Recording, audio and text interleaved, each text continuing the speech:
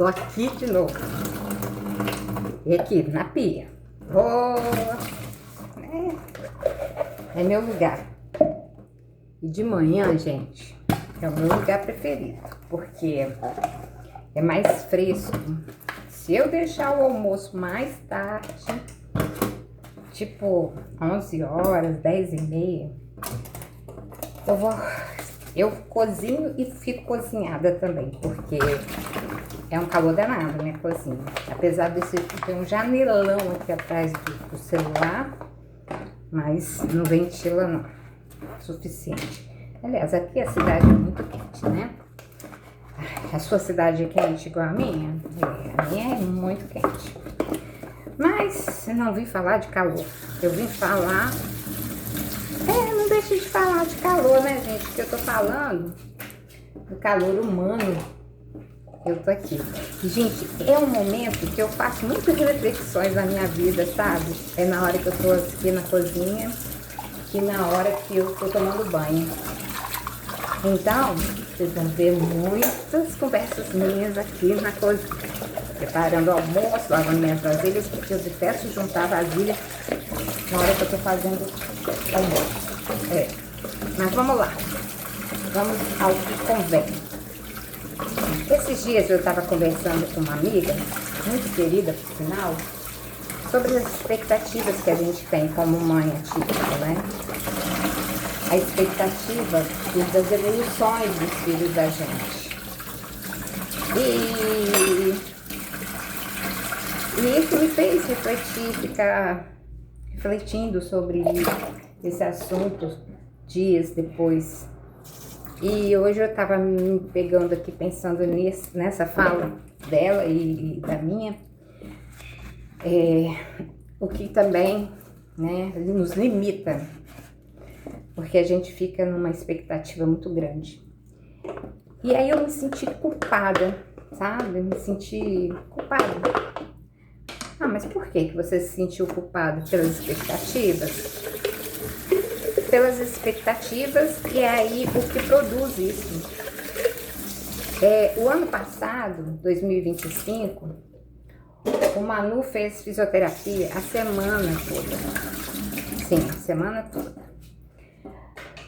Além da fisioterapia, ele também ia à escola, ele fazia fono e eu fiquei pensando, né? Gente, será que isso não é uma sobrecarga também para ele? Já que as atividades para ele cansam muito mais do que a gente imagina, porque requer muita entrega, né? Então, será que a minha expectativa não está exagerando a sobrecarga dele? Será que ele precisa tantas coisas, precisa tanto para conseguir aí obter evoluções, para poder andar? E aí eu falei, nossa, será que eu tô maltratando ele por querer tanto ajudar? E aí veio, né, lá atrás, quando ele chegou lá em 2018, com 2 anos e 3 meses, e aquele bebê, né, vai ser bebê para sempre, aquele bebê, e que eu pensava assim, nossa, vamos fazer fisioterapia, vamos levar ele para fazer físio, fazer fono, e daqui uns 6 meses ele vai estar andando. Nossa, de 6 meses ele não andou. Dali 1 ano ele não andou. Dali 2 anos ele não andou. Passou mais 3, 4 e ele não andou. E nem sentou. E eu nem me dei conta que ele nem estava ele nem tinha o pescoço conseguindo sustentá-lo Não havia nem sustentação direito do pescoço. Ele ficava assim. E eu pensando que ele já iria andar. Que ignorância da minha parte, gente. E isso me dá uma sensação tão ruim de eu ter vedado meus olhos numa crença que daria certo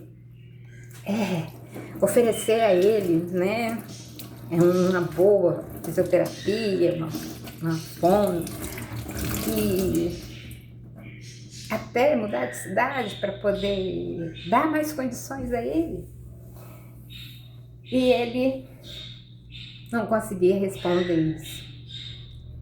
Não que ele não queira, porque ele não pode. E isso é muito difícil, porque aí eu me acho errada, né? Por ter feito isso, não ter visto isso. E nem tentado entender sobre a microcefalia, e que não era só a microcefalia, era também paralisia cerebral. E eu nem quis saber sobre essas nada. Eu só achava que era microcefalia.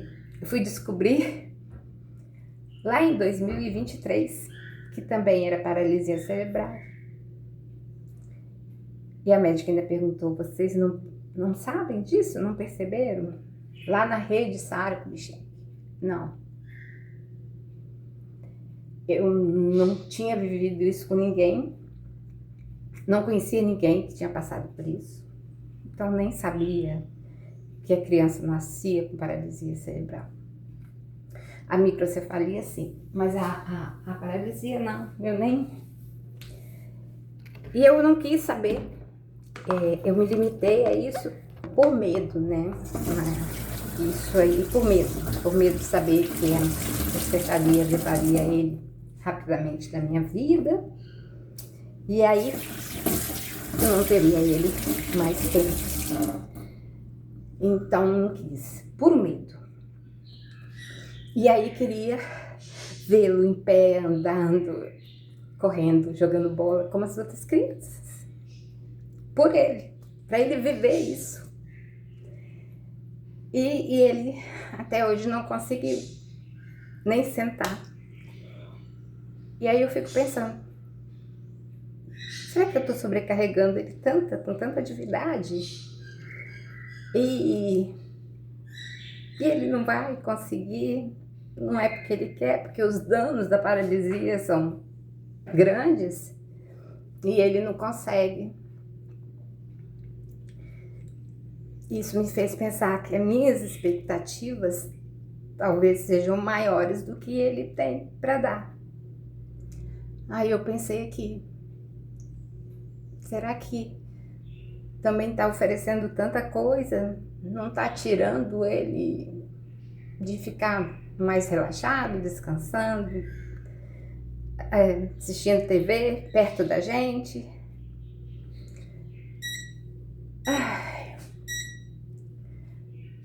E aí, assim, dá uma sensação de culpa, sabe?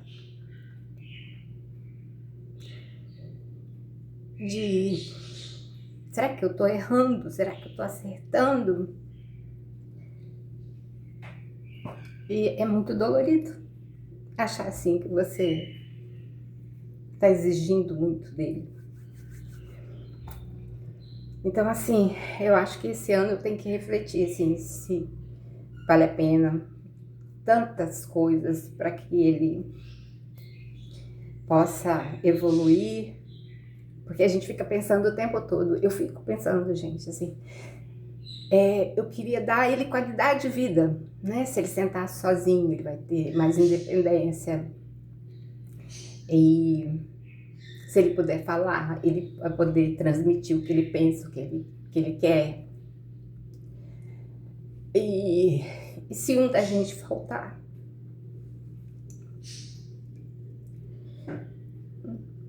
Não é fácil. E aí eu tenho que refletir sobre isso.